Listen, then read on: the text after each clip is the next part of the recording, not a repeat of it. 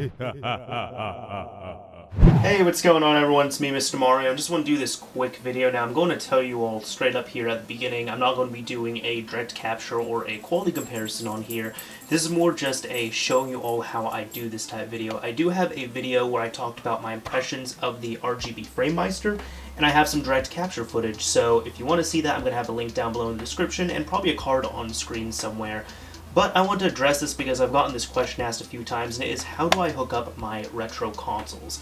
Now, this is asked because normally I'm doing captures with my capture card, I'm trying to upscale them to HD, and also I use them on modern displays. For example, like here, I'm going to be using it on my monitor, which only has DVI, VGA, and HDMI on it. It doesn't have composite or components or S-video hookups directly on there. So what I do is I use this device right here, which is the xrgb-mini, otherwise known as the Framemeister.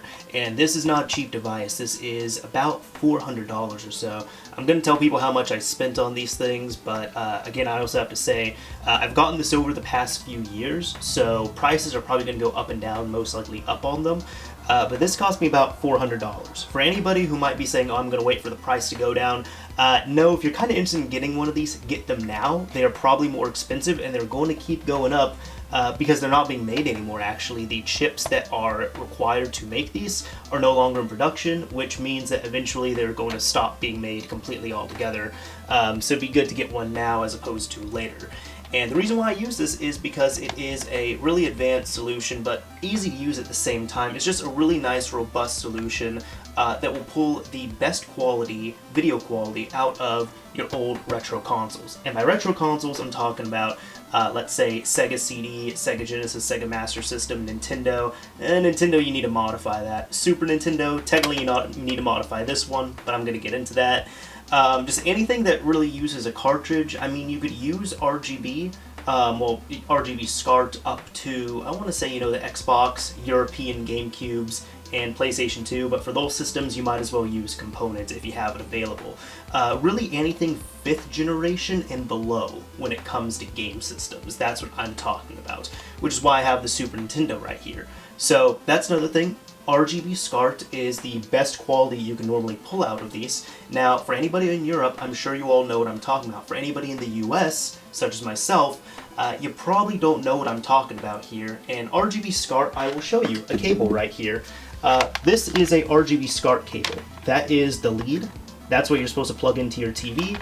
And as you can see, that is the Nintendo multi-out, multi-AV out. This works on the Super Nintendo, N64, GameCube, etc. Although, again, there is no RGB output on the American GameCube.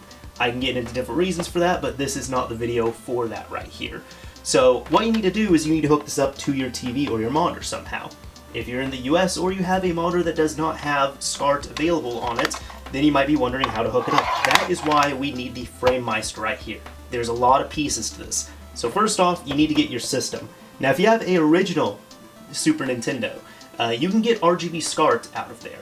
However, this is a Super Nintendo Junior, as you can see. This one I actually had to modify myself to get Rgb Scart out of that. And here's another thing I want to convey to you all. Rgb Scart is an investment and something you need to do if you really, really want to play on the original systems. A lot of people might say emulation might be better or whatever it is. This isn't really the debate for that. I mean, emulation is going to work fine for most people. My thing is, I like to get the best quality out of the native hardware, so that's why I choose to do this route. Although emulation is still great at the same time, don't completely discount it. But what you do is you have your system that is ready to go with RGB. You take this, you hook it up here. There we go. We need to find this, flip it around. Then you need to hook it up to your actual Framemeister itself. Now the Framemeister, it has this RGB in right here, and it normally comes with an adapter of some kind. However, the Rgb Framemeister, the xrgb-mini, here's another issue that it has. Or not really an issue, but because this is a Japanese unit, it's built and made in Japan, and you can buy it from there, you have to import it normally. This is not Rgb Scart. This is JP21. There's Euro Scart and JP21 hookups. They look the exact same, they are wired differently. So you have either two options. You can either buy few options, buy JP21 cables, buy Rgb Scart cables and rewire them, Or if you don't want to rewire them, you can just get a JP21 to Rgb Scart adapter. This thing right here, it hooks into the front and back of the Framemeister. Because mine also has this little USB port right here where I'm able to pull sync from it. So what I'm going to do is just hook that up into the back, hook this up to the front of course, and then you take your Rgb Scart cable and you plug it in, having everything upside down, but you plug it into the Rgb Scart to JP21 adapter. So at that point you are set up, and then of course this is easy enough. You just give it power, you hook it up to your HDMI display, and you're good to go at that point. So we already have it turned on, we just need to pop a game in here and we can display what we're trying to play. So now that we have the hookup all complete, we're going to take any type of game. I just grabbed SimCity because it's nice and colorful.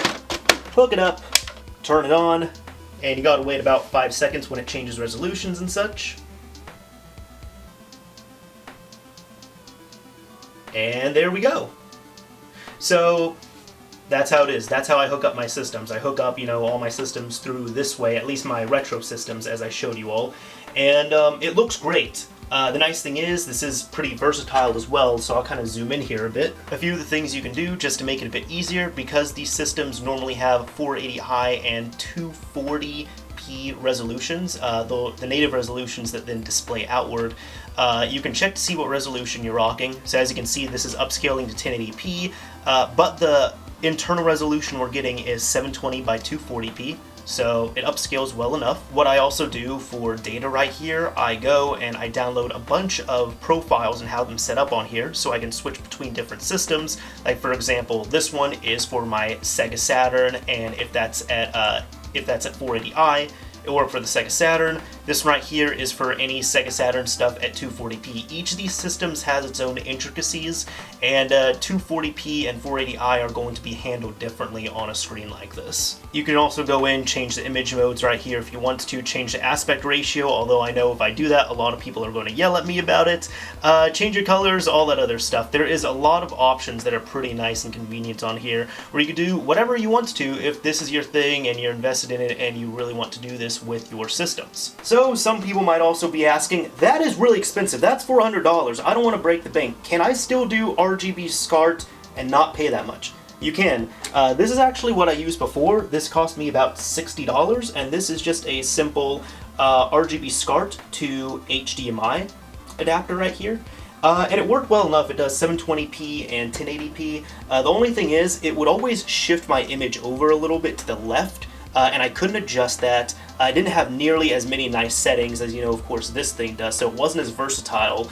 And on top of that as well, too, it just didn't, you couldn't differentiate between 240p and 480i. So if you really want to do that fine-tuning, Framemeister is great, or the OSSC is another good option from what I've seen. I don't own that. I have the Framemeister, I don't have the OSSC, so I don't have any first-hand experience with it. I've just seen reviews of it.